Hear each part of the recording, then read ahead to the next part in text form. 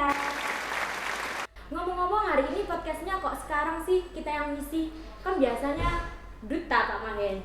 Oh iya, karena kita mau take over Duta Perpus dulu. Oh, seperti itu. Jadi di sini di podcast hari ini kita bersama Ibu Bapak dari Asistensi Mengajar dari Universitas Negeri Malang. Dari jurusan apa, Kak? BK. BK. Bimbingan dan konseling. Oke. Kita perkenalkan dulu ya. Ya, sebelumnya perkenalkan dulu kami dari Asistensi Mengajar dari Universitas Negeri Malang. Kita perkenalkan dulu ya Pak Mahen. Ya. Kita sebagai host di podcast hari ini. Namanya silakan Pak. Perkenalkan, nama saya Mahendra Ayusliza Ramadana dari jurusan PJKR. Iya. Saya sebagai host juga seperti Pak Mahen. Perkenalkan, nama saya Rizky Nurmulisa, biasa dipanggil Rizky. Sekarang kita berkenalan sama narasumber podcast pada hari ini. Namanya dari Ibu dulu. Oke, perkenalkan nama saya Aplia, saya dari jurusan Bimbingan dan Konseling. Bapaknya. Oke, perkenalkan nama saya Sigma Silan, bisa dipanggil Sigma. Saya dari Bimbingan dan Konseling juga. Oh iya, kita akan membahas apa ya hari ini? Kita akan membahas tentang pergaulan bebas nih. Wah, menarik sekali ya Pak Mahen. Kali Iya. ini sepertinya ya materi yang akan kita bahas ya. Sangat kontroversial ya, Iya. untuk kalangan remaja apalagi ya. Ya, Betul sekali. dan juga akhir-akhir ini juga pergaulan bebas ini sangat banyak terjadi di sekitar kita, Sekitar apalagi kita. di Malang juga pasti banyak. Sangat booming. Iya. Tentunya Pak Silan sama Bu April ini pastinya kan sangat sudah menguasai sekali ya materi ini, karena Pak Silan sama Bu April ini kan juga dari bimbingan konseling, pastinya sudah mengetahui sama anak-anak dampak. apa dari dampaknya. Pandangan Bapak Ibu guru BK ini, pergaulan bebas itu seperti apa ya?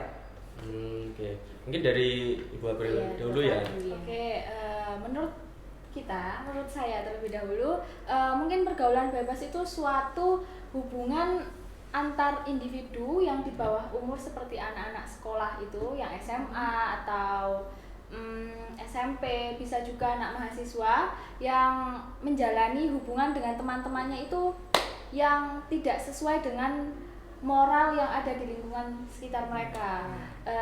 Mereka juga bisa terbawa arus oleh kemajuan zaman ya, seperti itu ya Pak. Betul.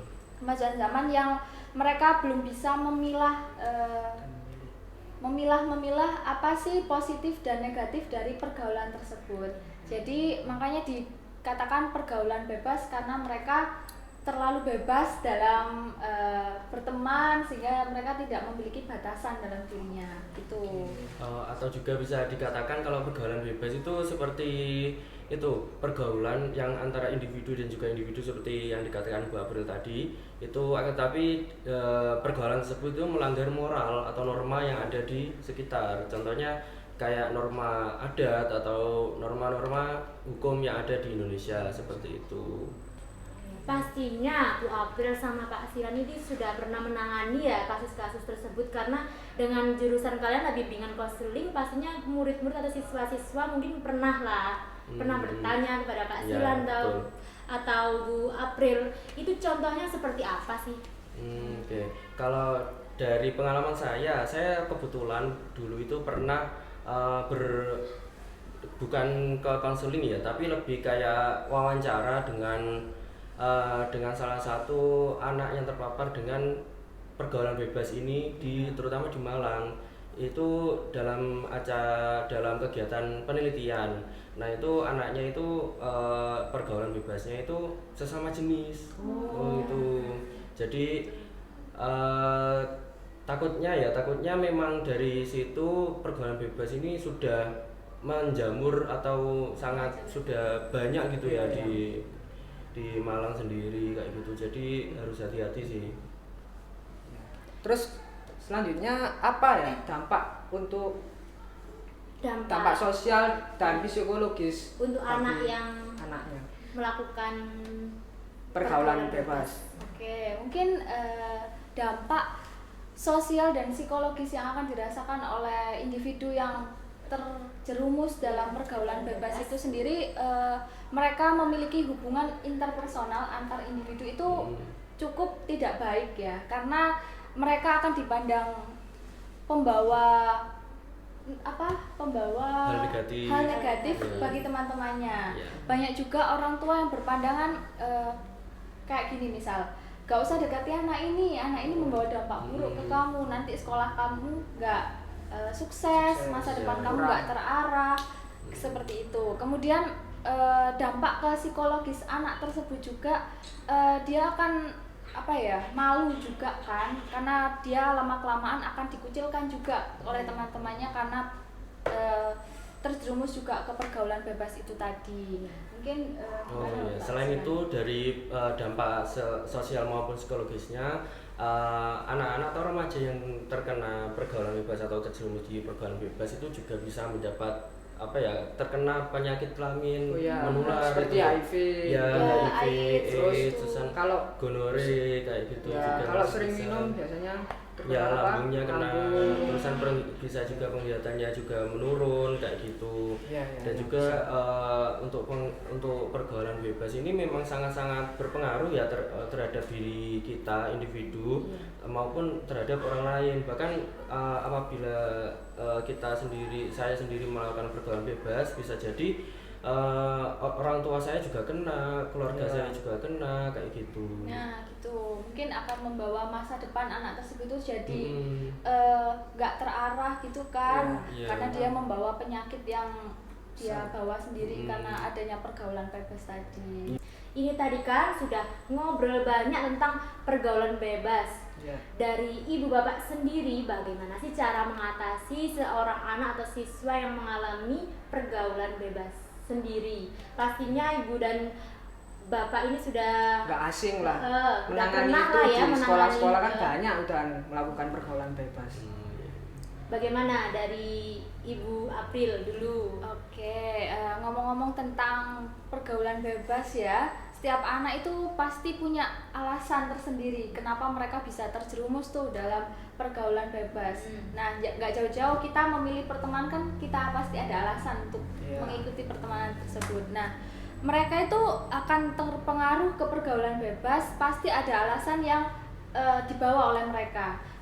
Entah itu dari rumah yang dia bawa yang tidak tenang, mereka mengalami broken home, kurang kasih sayang dari orang tua, entah mereka dikucilkan di sekolah atau bagaimana, sehingga mereka terjerumus ke pergaulan bebas. Karena mereka mungkin merasa di pergaulan tersebut mereka diterima dengan apa adanya, sehingga tanpa memikirkan apa sih kedepannya dari pergaulan tersebut, walaupun itu ibaratnya kita katakan negatif, tapi menurut dia karena dia diterima, dia ya nggak usah memikirkan hal tersebut, yang penting dia diterima. Karena di rumah sudah sangat riuh sekali ya, karena mungkin di rumah banyak sekali pertengkaran, di sekolah juga nggak diterima oleh teman-temannya, sehingga mereka itu tadi tidak memikirkan kedepannya, pokoknya seperti itu.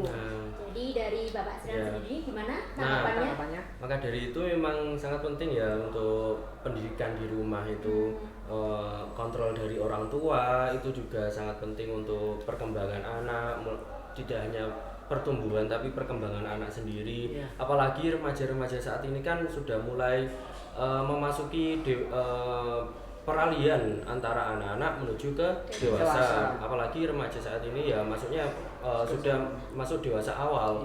Nah, di situ memang remaja itu lagi gencarnya gitu loh, mencari jati dirinya. Nah, aku zona nyamanku di mana sih? Betul sekali. Jadi zona nyamanku di mana itu dia cari. Nah, apabila dia sudah terpapar atau mungkin di lingkungannya sendiri jelek, bisa jadi dia akan menjadi terus-terusan menjadi jelek. Sebaliknya, apabila si individu ini bagus di lingkungannya dan lingkungannya mendukung untuk dia bagus, maka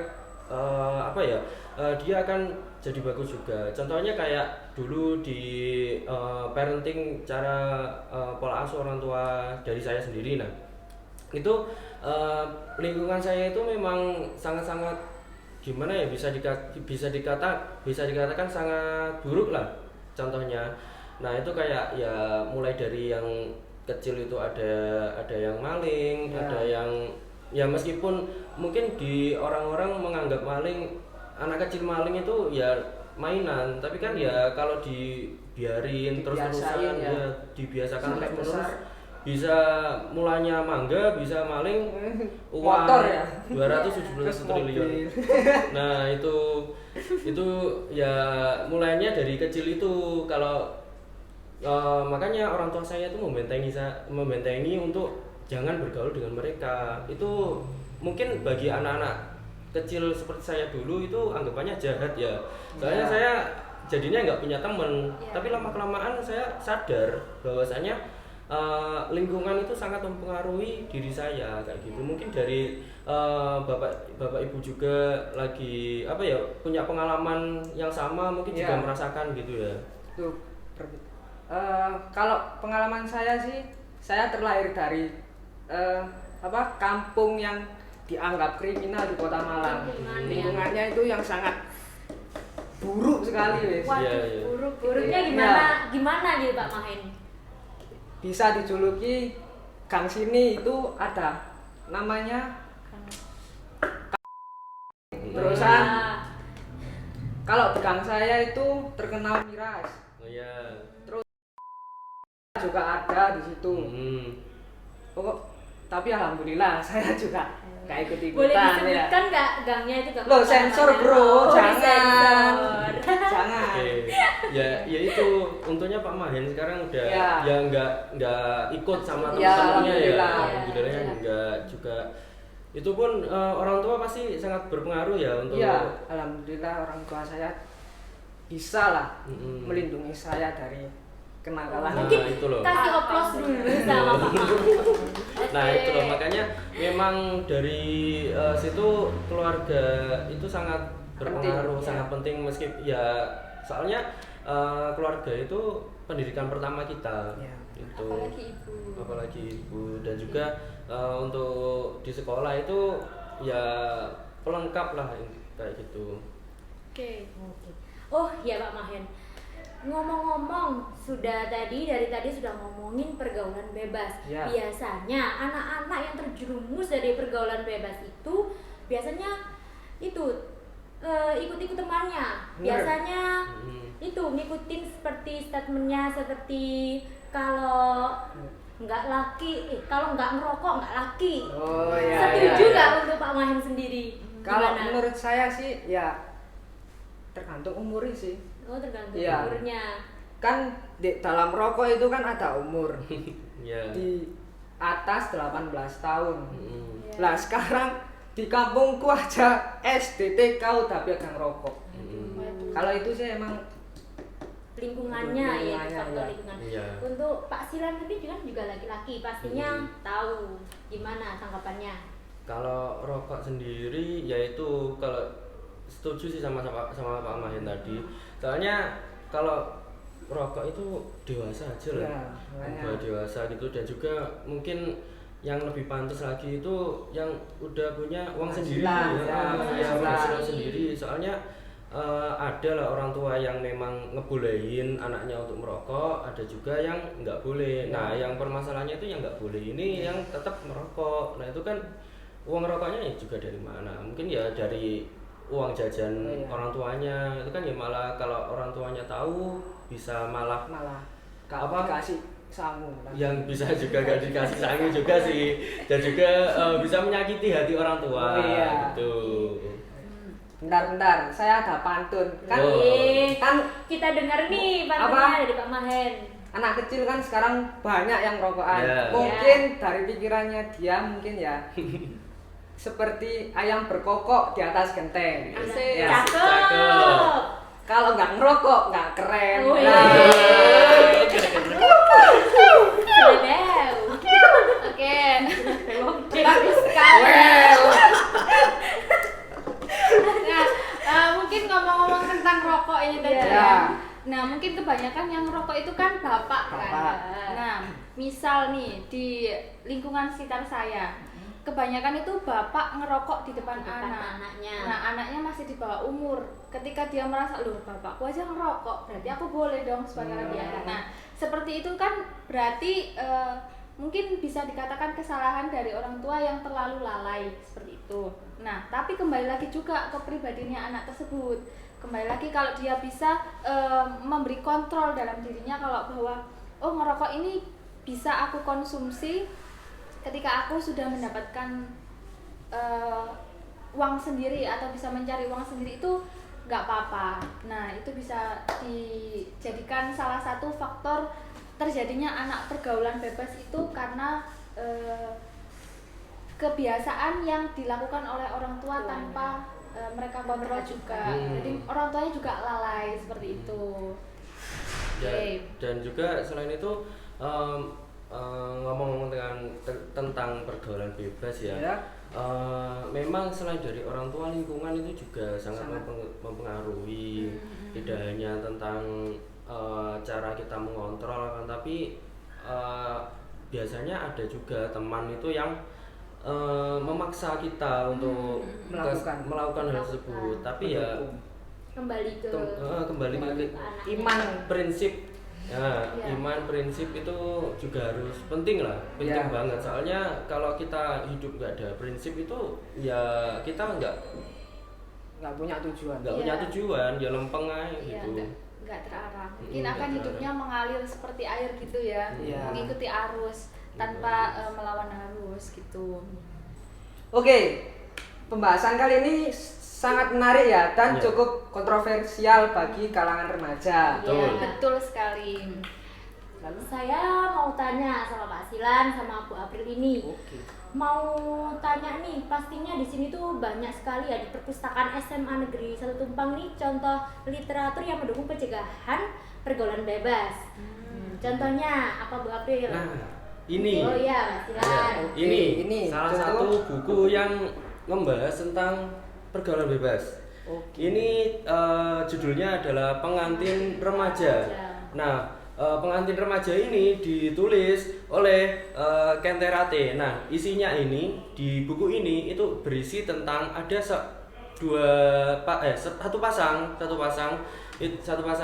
kekasih yang masih SMA itu lagi kasmaran atau lagi jatuh cinta yang love bombing lah. Ya, bucin-bucinnya gitu.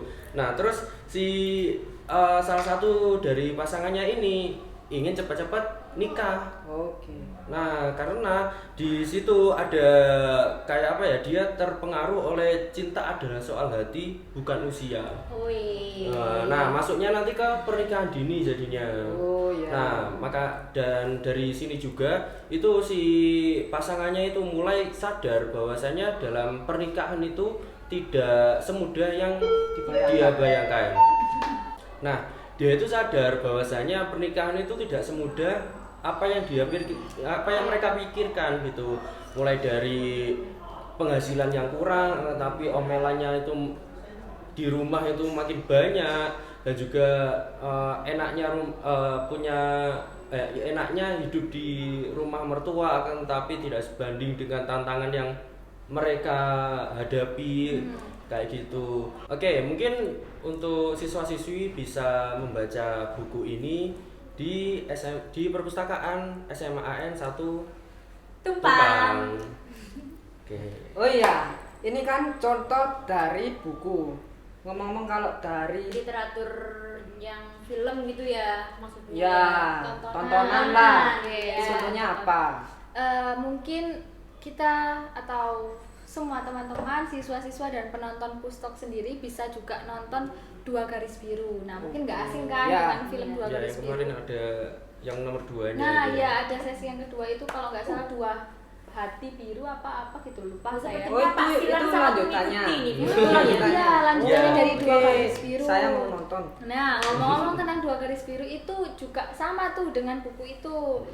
Itu ada satu pasang anak SMA, kekasih anak SMA yang mungkin gaya pacaran mereka yang terlalu berlebihan. Nah, sehingga adanya MBA, Married by Accident itu, sehingga mereka putus sekolah. Nah, dari film tersebut itu bisa kita ambil nilai bahwa yang akan menerima dampak negatif itu lebih banyak itu di pihak perempuan sendiri, karena jika laki-laki kan bisa masih lanjut sekolah ya, kalau lagi ceweknya sedang hamil itu pihak sekolah mana yang akan menerima, tidak akan bisa menerima kan. Nah, oleh karena itu di film tersebut itu siswanya itu putus sekolah di SMA sehingga dia harus Mengandung. ya dan mengurus bayi tersebut gitu. Baik nih Bu Rizky, ya kan kita sudah ngobrol panjang lebar tentang topik yang dibahas itu pergaulan bebas. Ya, betul. Jadi mungkin dari Bapak Ibu BK ini mempunyai pesan akhir untuk Sobat Pustalk. Gimana? Oke, Apakah ada? mungkin ada.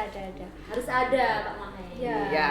mungkin Harus bisa ada. sebagai wejangan ya untuk Iya. sobat-sobat Pustalk yang lain. Betul. Jadi begini, hidup itu memang pilihan, tapi pilihlah pergaulan yang baik untuk masa depan yang cemerlang. Wih. Wow. Mantap. Wow. Jadi Pak Silan gimana nih? Gak mau kalah Menyambung dong. dari Bu Oke. April aja. Memang pilihan itu sulit untuk kita tentukan, tapi apabila kita memilih dari awal itu udah tepat, insya Allah untuk kedepannya itu hidup akan lebih baik lagi gitu. Mantap sekali pesan dari Bapak Silan dan Bu April. April. Oke, sebelum menutup perbincangan kali ini, saya dan Bu Rizky mengucapkan terima kasih dan Sama-sama.